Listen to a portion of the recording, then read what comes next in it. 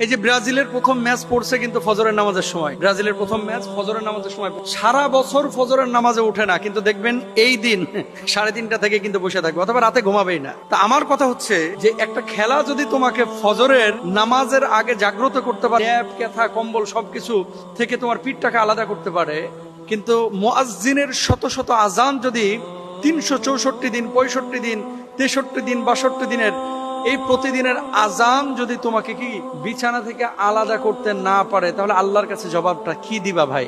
আমি যে পয়েন্টটা নিয়ে কথা বলতে চাচ্ছি, যে দেখেন রাত 1টায় আর্জেন্টিনার খেলা, ফজরের সময় ব্রাজিলের খেলা, জার্মানির খেলা হচ্ছে সকাল 8টার সময়। খেলার আধা ঘন্টা 1 ঘন্টা আগে মুড়ি টুড়ি মাখায় নিয়ে আপনি বসতেছেন। সকালবেলা আপনার বাপ আপনার কাঁথা কম্বল থেকে আলাদা করতে পারলো না, আপনার মা আপনাকে চিৎকার করে চেঁচামেচি করে ডেকে নামাজের জন্য উঠাইতে পারলো না। এতদিন আপনি মোবাইলে অ্যালার্ম দিয়ে রাখছেন, আপনারা কেউ আলাদা করতে পারলো না বিছানা থেকে, মানে আপনি ঘুম থেকে উঠলেনই না। সারাটা বছর অনেক যুবক আছে ফজরের নামাজ একদিনও পড়ে নাই, একদিনও না। জবাব আল্লাহর কাছে দিবেন, অস্বীকার করতে পারবেন? হাজার হাজার না লাখ লাখ যুবক বাংলাদেশে আছে যারা ফজরের নামাজ সারা বছরে একদিনও পড়ে না, অথচ খেলার জন্য ঠিকই কিন্তু 3:30টায় জেগে উঠে বসে থাকবে। খেলা দেখার জন্য ঠিকই 3টার দিকে উঠে বসে থাকবে। খেলা দেখার জন্য ঠিকই ফজরের আজানের সময় উঠে বসে থাকবে। তার মানে কি ফজরের নামাজের চাইতে আপনার কাছে খেলাটা বেশি ইম্পর্টেন্ট? এবার আসেন, আমি কিন্তু খেলা দেখা না দেখার বিষয় বলতেছি না, আমি বলতেছি ফজরের ইম্পর্টেন্সি, যে গুরুত্বটা কি, যে আল্লাহর জন্য, আল্লাহর নামাজের জন্য মুয়াজ্জিন এতদিন ডাকলো, আপনি উঠলেন না, কিন্তু আর্জেন্টিনার খেলা দেখার জন্য,